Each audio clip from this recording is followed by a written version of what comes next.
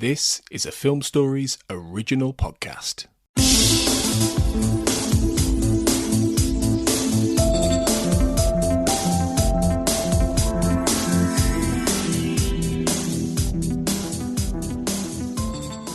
Welcome to the X-Cast, X-Files Podwatch, Episode 10, covering Miracle Man and Shapes. I'm your host, Zach Moore, and with me is Brandon Shea Matella. What's up, Brandon? Mulder!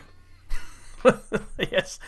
Brandon and I are we're Star Trek buddies. We're over on the Trek FM network, and we found our way over to the X-Cast. And, we've never had a chance to talk X-Files on the airwaves, so to speak, have we, Brandon? No, and we're taking it over like we're infesting the network like the black oil. Yes, okay, people now know that Brandon has X-Files cred. But, we're talking about 2 episodes today, Miracle Man and Shapes. Brandon and I have gone back and forth on social media quite a bit about Shapes, so I'm looking forward to getting into that one. But before we get there, it's something. But before we get there, the first episode we're talking about today is Miracle Man, and that aired on March 18th, 1994. Was written by Chris Carter and Howard Gordon, and directed by Michael Lange, or Lange. I'm not sure how to pronounce it. So, Brandon, what are your first impressions of Miracle Man here? I think it's one of the more mediocre elements of the first season. It's not terrible, but it's not great. It doesn't really work. I think there's some interesting aspects to it. Like, I like the idea of this story of this faith healer who actually seems to really be healing people. The whole resolution of it doesn't really work for me, in that it turns out to be like their driver who's poisoning the people and all this. And I don't know, like, that end of it doesn't really work. But one part of the episode that I find really fascinating when I watch it is this whole little subplot that's going on with Mulder's sister. Yeah, see, I feel like this is a symptom of Season 1 of the X-Files. I hadn't really mapped out exactly how big a role Samantha would play, what her future is, so they're just trying to, shoehorn that motivation into every single situation. They always come back to that because that's all they know at this point. So I don't know, I felt like the sister thing was very out of place and felt very odd. See, that's the thing about something like this. Like, when you get to Season 1 of the X-Files, like I said, I think Season 1 of the X-Files is my favorite season of the X-Files because they really hadn't had a formula yet, so they were really pushing the boundaries and doing just about everything that they could and really, trying new things all the time. And yes, in hindsight, this does feel weird once we know about Mulder's story and Mulder's sister and what happens with it, like we find out later on. But at the time, when you watch it as a rewatch, if you're watching it for the first time, I think it's a really interesting storyline because we don't exactly know where it's going to go with Mulder's sister. So it's that weird place where I like it a lot, but yes, it doesn't fit when you look back on it. Does that make sense? But yeah, it's a blank canvas at this point, and they're just trying stuff out. I totally get you there. We're both people of faith, Brandon. So I find whenever they portray things like this and fiction, I get a little uneasy because I don't know how they're going to do it. But I felt they handled it very well here, and the televangelist, if you want to call him that, is pretty well captured and spot on to, but it was a big thing in the 80s and early 90s. It's kind of waned out now, but that whole persona and pomp and circumstance that going around that whole, revival tent was pretty spot on, I thought. Yeah, I think so too. I think they really captivated the feel of a revival. And one of the things that's really awesome about early X-Files especially, and I don't know, it's been a long time since I've seen the later seasons, but as I've been following along with my early episode rewatch here, I don't know if it's because it's in Vancouver and because of the casting directors they had there. I'm not sure if these casting directors followed them to LA or not. I'm guessing they probably didn't. But I love the casting that's done in Canada, and just the people that they get and the people that are in that audience of this revival. To me, they fit the bill perfectly, and as we're going to talk about in other episodes later on, just some of the character actors that they get are just wonderful. They're just average people, and it adds character to the show. Well, right. It's before everything was so slick and perfect. Mulder and Scully's outfits didn't quite look so GQ, right? I mean, there's just a sense of authenticity. I mean, these are government agents driving these, POS cars and wearing these clothes. And I get to that real world flavor. Now, to be fair, listeners, Brandon is from Canada, so I think he's a little biased as to his favorite. That's to his favorite part of the X-Files. But yeah, there is a definite shift in the overall feel of the show once it moves to LA after season 5, for sure. So what did you think? Like, did Samuel really heal people in this episode and he rise from the dead? I mean, Scully seems to discount everything pretty unfairly, but that's where she is at this phase of the series. Exactly, yeah. Now, as I watch the story, as far as the story itself is concerned, I like to believe that the character was healing these people in the story itself. That's just the type of story that I think that they were going for. The X-Files didn't fear to touch on religion and God and stuff, and as Scully's character grew, you know, they explored her faith a little bit more as the series went along, right? So I think they're just playing up the skeptic card this early in the game, right? Right. But I like to think that when I watch this episode that he was healing the people, and that's part of the unexplained element of the episode. Now, at the church I go to, there's a guy who thinks he's a faith healer. Like, I've never seen it, right? He's taken videos of himself, and he's like put his hands on people, and then afterwards he interviews them, and he's like, "Is your pain gone?" and whatnot, and they say yes. And you know, part of me doubts. I have doubt about something like this, right? Even as a man of faith, because it's the same thing where, I don't want to get on too much of a tangent here, but where, you know, people, they tell these stories of they have somebody break down and cry in front of them, and then they confess themselves to the Lord, and, you know, everybody in the church stands up and applauds. They're like, yay, we got another person. But it's like, you never hear any follow-up on these people. How long did that last in their life? How long did they stay faithful after that? And it's like this, well, how long did that pain go away? Was their pain gone? Because, you know, I do believe that psychologically you can heal yourself, and you make yourself sick, or you can make yourself feel better. So when you go to a faith healer, is part of it yourself, and it's your own mentality that's helping your body heal itself? Yeah, placebo almost. Yeah, so... But after the fact, you go back to them next week, are they hurting again?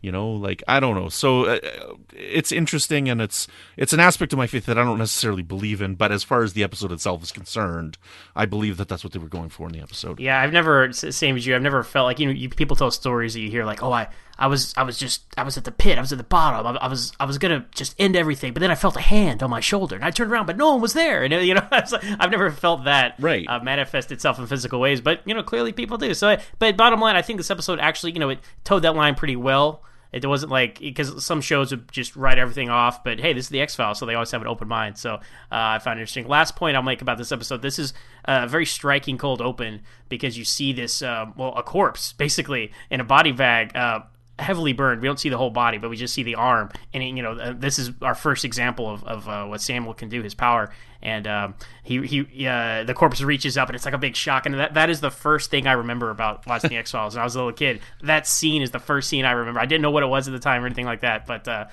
it hooks you.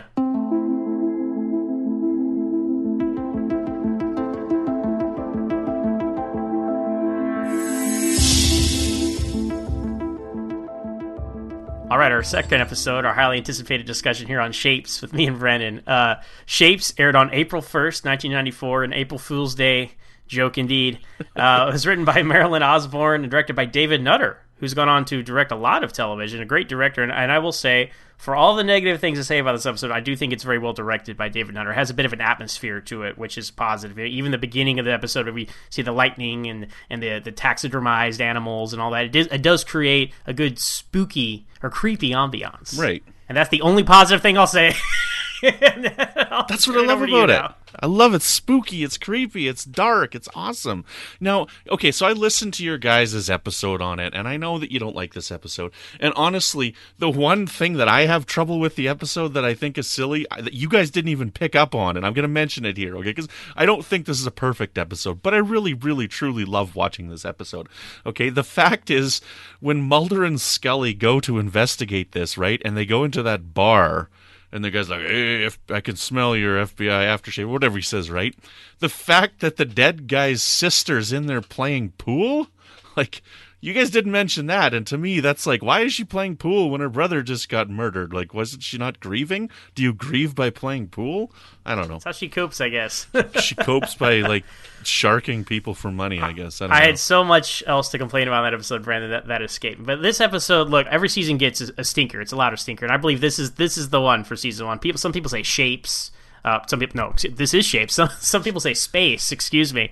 I actually kind of like space because of the NASA connection. I'm a big NASA guy, so much like Mulder, I want to be an astronaut. So that kind of hooked me into that episode. This one, it just seems that the X-Files gets a lot better about this as it dives more into Native American mythology as the series progresses. But in early X-Files, it was a lot of cliche science fiction where Native American stuff, it just seems to be impossible to portray it without cliches. The funeral ceremony and all that, it's just very, to me, it's very stereotypical. See, I don't know. So I'm kind of confused on that. So I listened to a podcast recently, and they talked about Aboriginal portrayal in like certain things, right? And like, I'm from Canada. I've lived in northern Canada, right? So I've been exposed to a lot of Aboriginal people, and I see that this is not a lot of the culture that's there, right? And I understand that. I lived up in a little town called Pinehouse Lake, Saskatchewan, in La Ronge, Saskatchewan. But a lot of people think that, oh, the white man likes to watch these stories and they like to portray Aboriginal people as these, what's the term? Like, not technologically advanced, like one with nature and stuff, because they're incapable of comprehending technology and stuff, so that they stay in this what's the term I'm looking for? This Arrested Development. Yeah, an Arrested Development kind of state and stuff. And for me, it's not that. What I see and what I like about the portrayal of Aboriginal culture, and maybe I'm wrong, I don't know. Like, this is my opinion, this is how I feel, and this is what I get out of these episodes. This is what I get out of the Paradise Syndrome in Star Trek, is I think that the Aboriginal people have got it right in these portrayals, because I'm sometimes overwhelmed by technology, and I'm overwhelmed by the world and how crazy our society is and how connected everything is, and I often want to live a life of like less. And so I see this portrayal of this culture of people who are one with nature, and I like that portrayal, and that's what I get out of it. And maybe I'm wrong, maybe I'm just a white man that doesn't know any better, I don't know, but that's what I get out of the culture. And so they go up to this culture of people who know more about nature than the white people do, because they're closer to nature. They know about this story of this werewolf man and stuff like this. And I don't know, like, I like that story a lot. I like the actors that are in it. I mean, the main chief in this is the police officer in it. He was on later on Twin Peaks and stuff. I like him as an actor. And I don't know, the stuff that you guys put it down for, I see it, but it doesn't bother me the way that it bothers you guys. I really, truly like this episode. Brendan always has an appreciation for any fandom he's involved in, so I respect him for that. But he has some interesting Star Trek taste as well. But I'll say this: the two major things about this episode that if you heard my episode with Tony about it on the Xcast, you know this. But to me, the characters are behind the eight ball on this. Mulder goes into this knowing there's a werewolf situation, right? It's the first of all, it's the first X-File, which was kind of lame. They kind of retconned that later.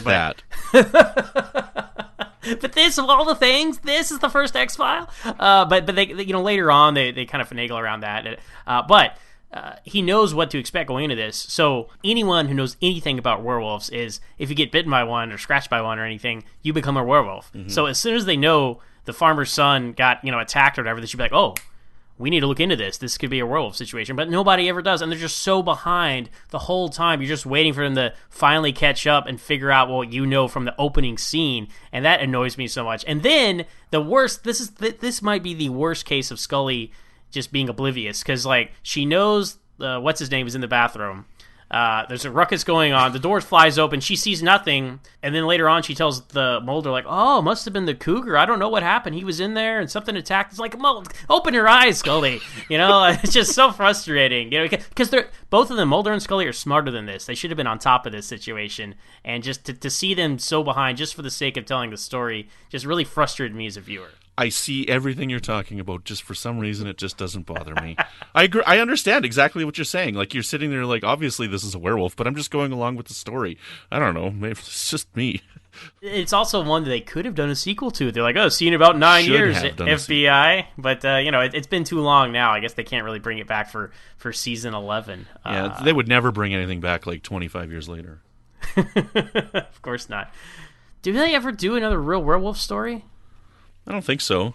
I mean, they do vampires and, of course, ghosts are here and there throughout the whole show, but it's something worth doing again. I would think just do it right. I mean, much like if you look at we're going to bring back the Star Trek comparisons, but you look at episodes of Star Trek: The Next Generation, like the first couple seasons, where maybe they had a good idea, but it kind of failed. But they bring it back the concept later on, and they do it better. Like I feel like if the X-Files would have been like, you know what, the werewolf story was kind of a miss. Let's do it again, but better this time. So I wish they would have maybe revisited it just for that, and then it could have salvaged this, along the way. That's just my take on it. I will tell you that I did love this episode so much that I did write a fan fiction about an X-Files werewolf story. I don't know where it is. It's gone. I just remember that I just wrote a werewolf one. Oh my gosh! Oh, that's amazing, Brandon. Now it all makes sense. Teenage Brandon. Werewolves. Well, if you ever find it, you should submit it to these X-Files anthologies that are going on. Excellent. I actually have a really good idea for one, but I'm not going to tell anybody online here because then they'll take my yourself. idea. They'll take your idea, exactly. It's a sequel to Shapes.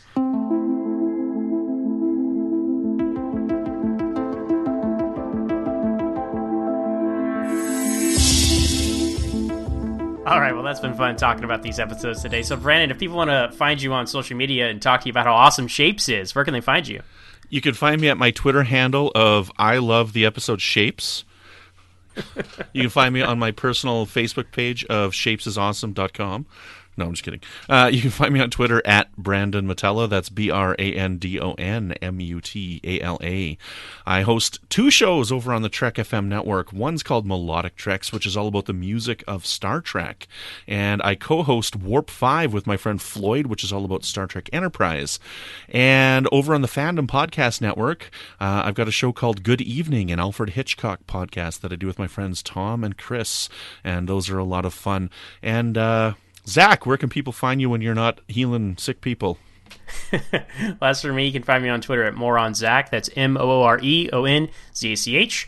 I'm also the host of my own podcast, Always Hold On to Smallville, where we talk about each and every episode of that young Superman show from the 2000s. We're on Twitter at Always Smallville with 1 S. And like Brandon, I too am a host of a show on Trek FM, Standard Orbit, the original series podcast. We talk about the original series movies, the Kelvin Timeline movies, anything to do with Captain Kirk and his adventures on the Enterprise. We talk about it over there at Trek FM. So we're one big happy fleet over there. As for the Xcast, you can find us on Twitter at the X_cast and look up our Facebook page and group at the Xcast X-Files Podcast Fan Group on Facebook.